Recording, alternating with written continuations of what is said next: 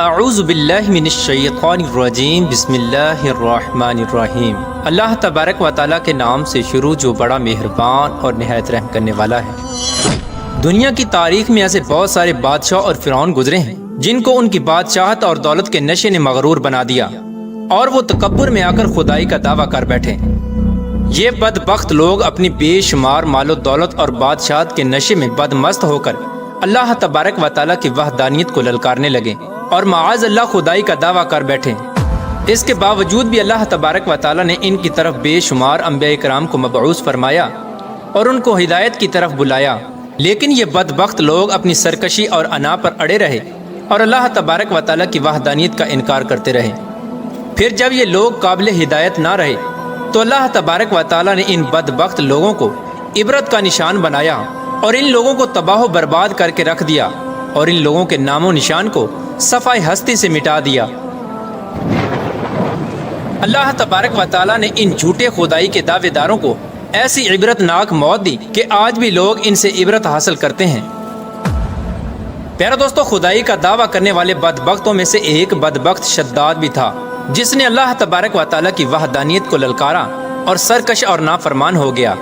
پیارا دوستو، شداد کون تھا اور کس طرح اس نے اللہ تبارک و تعالیٰ کی نافرمانی کی اور خدائی کا دعویٰ کیا، اور کس طرح اس نے دنیا میں اپنی جنت تیار کی اور اس کی بنائی جانے والی جنت کتنے سالوں میں تیار ہوئی، اور پھر اللہ تبارک و تعالیٰ نے اس بدبخت کو کس طرح دنیا کے لیے عبرت کا نشان بنایا اور اس بدبخت کا انجام کیا ہوا، اور پھر کس طرح ملک الموت علیہ السلام نے دردناک طریقے سے اس کی روح قبض کی۔ پیارے دوستو، ان تمام تر سوالات کے جوابات قرآن و حدیث کی روشنی میں آج کی اس ویڈیو میں ہم آپ کو بتائیں گے، لہٰذا آپ سے گزارش ہے کہ ہماری اس ویڈیو کو اینڈ تک ضرور دیکھیے گا۔ پیارا دوستو، شداد اس قوم کی نسل میں سے تھا جو دنیا کے سب سے طاقتور ترین قوم تھی، جس کو قوم عاد کہا جاتا ہے۔ اس قوم کے بارے میں اللہ تبارک و تعالیٰ قرآن پاک میں ارشاد فرماتا ہے کہ ان کے جیسی قوم نہ اللہ تبارک و تعالیٰ نے ان سے پہلے پیدا کی اور نہ ہی ان کے بعد کسی قوم کو پیدا کیا۔ قوم عاد احقاف کے اندر آباد تھی۔ احقاف ایسی جگہ تھی جہاں ریت کے بہت ہی بلند و بالا ٹیلے تھے، اور احقاف کا یہ علاقہ یمن اور عمان کے درمیان بکھرا ہوا تھا۔ اس علاقے کے اندر قوم عاد 8,500 سال پہلے آباد تھی۔ اس قوم پر اللہ تبارک و تعالیٰ کا یہ خاص کرم تھا کہ اللہ تبارک و تعالیٰ نے اس قوم کو دنیا کی سب سے طاقتور قوم بنایا تھا۔ اس کے ساتھ ساتھ اللہ تبارک و تعالیٰ نے اس قوم کو سرسبز و شاداب باغات اور وافر مقدار میں کھیت عطا فرمائے تھے۔ اس قوم کے پاس بے شمار جانور تھے اور پینے کے لیے میٹھا پانی تھا۔ اس کے علاوہ بھی اللہ تبارک و تعالیٰ نے اس قوم کو بے شمار نعمتوں سے نوازا تھا۔ چنانچہ اس قدر مال و دولت اور نعمتوں کی فراوانی کی وجہ سے یہ قوم بھٹک گئی اور اللہ تبارک و تعالیٰ کی نافرمان قوم ہو گئی اور یہ باغی ہو گئے۔ ان کی ہدایت کے لیے اللہ تبارک و تعالیٰ نے حضرت ہود علیہ السلام کو ان کی طرف مبعوث فرمایا۔ حضرت ہود علیہ السلام اس قوم کو اللہ تبارک و تعالیٰ کے حکم سے تبلیغ کرنے لگے اور اللہ تبارک و تعالیٰ کی وحدانیت کی طرف بلانے لگے، لیکن یہ قوم اپنے کفر و شرک سے باز نہ آئی اور حضرت ہود علیہ السلام کا مذاق اڑانے لگی۔ شداد جو کہ اسی قوم کی نسل میں سے تھا، وہ اس قوم کا بادشاہ تھا اور یہ 2 بھائی تھے۔ روایات میں آتا ہے کہ ایک کا نام شداد تھا اور ایک کا نام شدید تھا۔ شدید پہلے بادشاہ بنا اور وہ فوت ہو گیا۔ اس کے فوت ہو جانے کے بعد شداد نے حکومت سنبھالی اور اس طرح یہ دنیا کی سب سے طاقتور قوم عاد کا بادشاہ بن گیا۔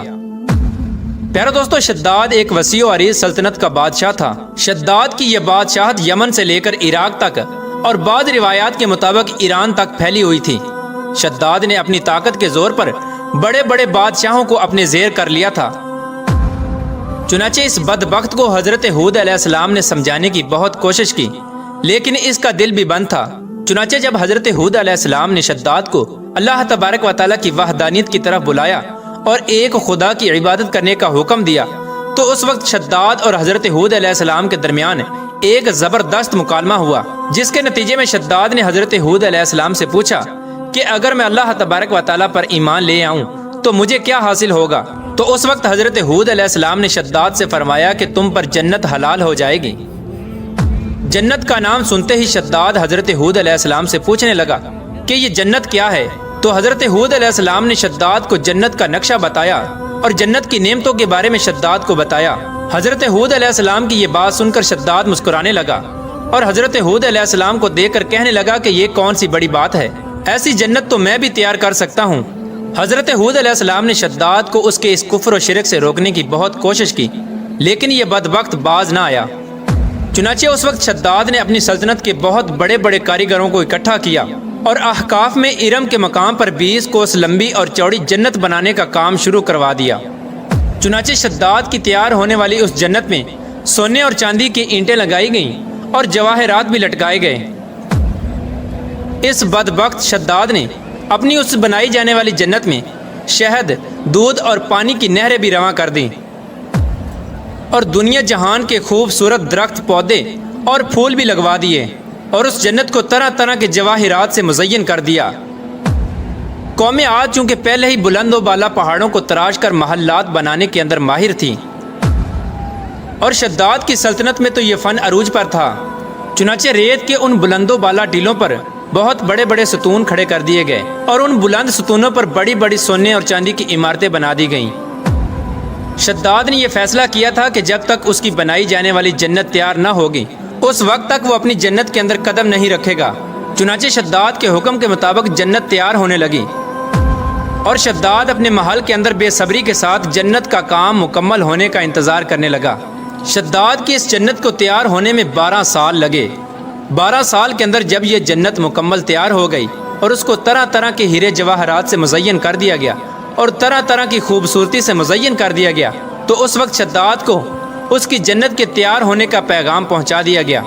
چنانچہ شداد جنت کے تیار ہونے کا پیغام سنتے ہی بہت خوش ہوا اور شداد اپنی جنت کو دیکھنے کے لیے اپنی فوج کو ساتھ لے کر جنت کی طرف نکل پڑا۔ چنانچہ شداد ابھی جنت کے دروازے پر پہنچا ہی تھا کہ اس نے اپنے سامنے ایک شخص کو کھڑا دیکھا۔ شداد اس شخص کو دیکھتے ہی پہچان گیا اور اپنے حواریوں سے کہنے لگا کہ یہ شخص مجھے جنت میں داخل نہیں ہونے دے گا۔ تو اس وقت شداد کے حواریوں نے شداد سے پوچھا کہ یہ شخص کون ہے اور یہ جنت میں کیوں نہیں داخل ہونے دے گا؟